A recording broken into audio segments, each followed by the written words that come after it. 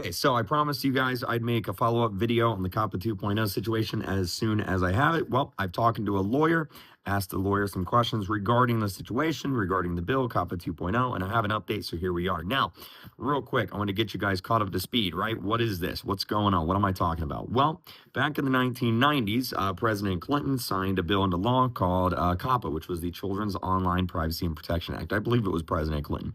And basically what that bill does is it protects kids under the age of 13 on the internet. And it does that in a few different ways. The main way, though, is it bans companies, website services from collecting personal data on anyone under the age of 13, which is why whenever you sign up to a website or service or game or whatever, you typically have to be at least 13 to make an account, right? That's just one of the complexities of the bill. And then, of course, if you're a YouTuber, back in 2019, 2020, we had the entire COPPA situation on YouTube. Basically, what happened is the FTC, the Federal Trade Commission, which is part of the US government, found out that YouTube was in violation of these COPPA policies, right? And YouTube and Google got fined, like, I think it was like 150, 160, $70 million, a lot of money. And they had to pay all this money to the US government for violating these policies. And as a result, YouTube had to implement new rules. So if you're a YouTuber, every time you upload a video or whatever, you have to choose, is that video, is that new piece of content made for kids? Is it not made for kids? Basically, made for kids is content under 13. Not made for kids is content above 13, right? If you're a YouTuber, you know exactly what I'm talking about. And so what happens if your content is made for kids? Well, under 13 content faces some interesting qualities to it, right? Like comment sections are turned off. Targeted advertisements are disabled, right? We'll talk more about that here in a second. How YouTube recommends the video is messy, right? Essentially, most YouTubers try to avoid having a video set to made for kids as much as they possibly can, because it pretty much just destroys the integrity of the video. And that video is kind of just dead in the water, right? Like, it doesn't get recommended as much. People can't comment. People can't engage with it. It doesn't have targeted advertisements, etc. Now, targeted advertisements versus contextual advertisements. What's the difference? Well, most advertisements you see on YouTube, you click on a video, you see an ad, it's a targeted advertisement, right? Basically, YouTube is looking at things you like, what other videos you watch. Basically, it takes your data and it's like, hey, you like video games, so I'm going to show you video games or ads about video games, right? Or you like Barbie dolls, so I'm going to show you ads about Barbie dolls, right? Contextual advertisements are more like,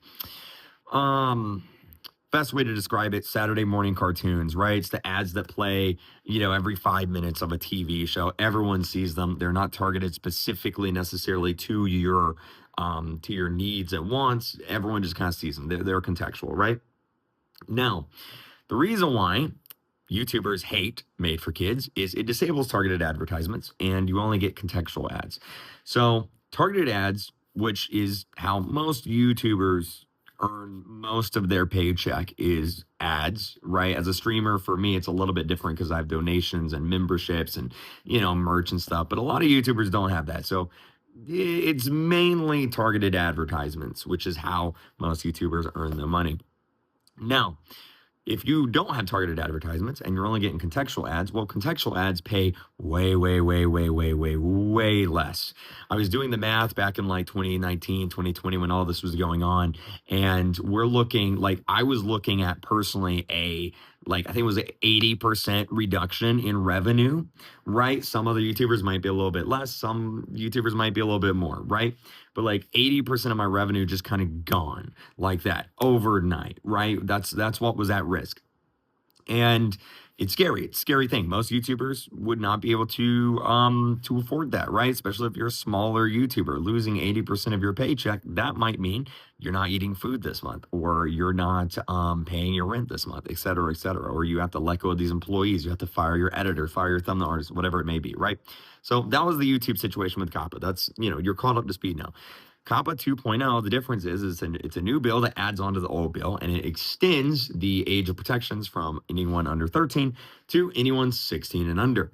Now, I've spoken to a lawyer on this, right? A lot of speculation, a lot of this and that, and rumors kind of going on with the bill.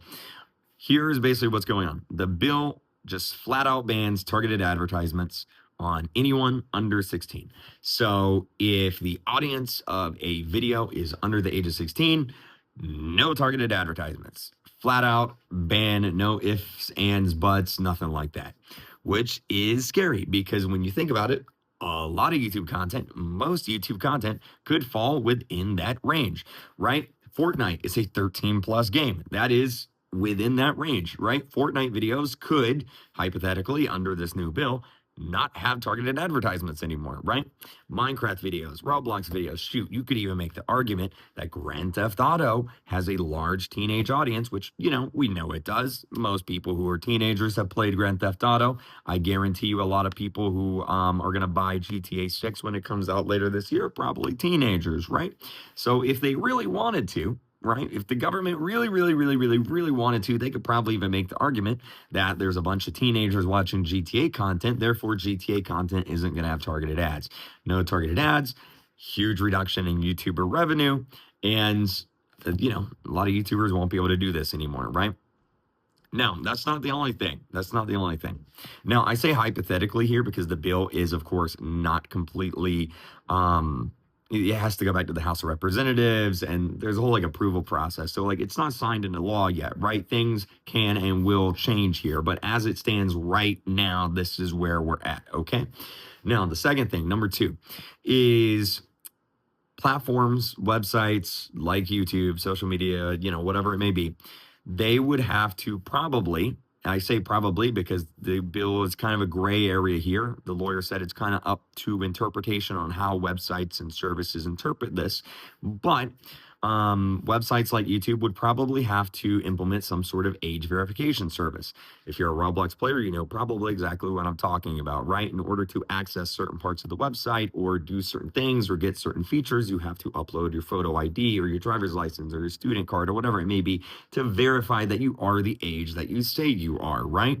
Or take a photo of yourself and have an AI, analyze the photo and be like, yes, this person is over the age of 16 or over the age of 18. No, that's a whole nother topic for a whole nother time on why I personally don't like those kinds of things. It feels very dystopian, right? It's kind of weird. But that might be the situation that we're looking at, right? Hey, if you want targeted ads on YouTube, then you have to verify that you're over 16 or you have to be linked to a parent account. Or if you want to watch these kinds of videos, you have to, verify your age by uploading your ID or whatnot, right? It's a very scary situation. How does that impact YouTube? How does that impact YouTubers?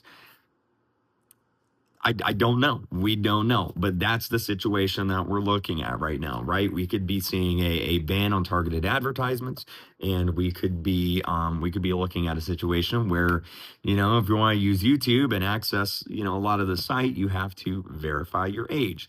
Now, I see a lot of people in response to my previous videos and even here on Twitter saying, oh, Kreek, aren't you for child safety, that kind of thing.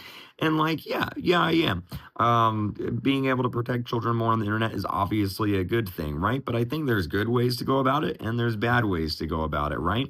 Having a system where you have to upload your ID, a federal, that's personal information, right?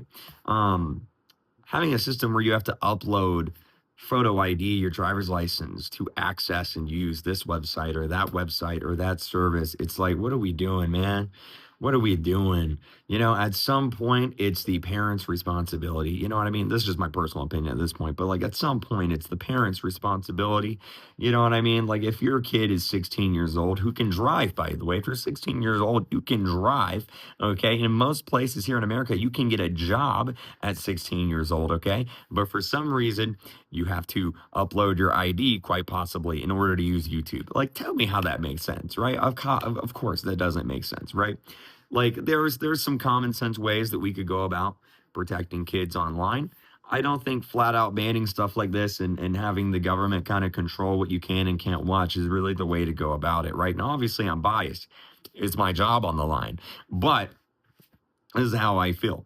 But that's the current situation with C.O.P.P.A 2.0. That's what's going on. And I'm going to be meeting with another lawyer next week to possibly get even more information on the topic. But as it stands right now, this is where we are at.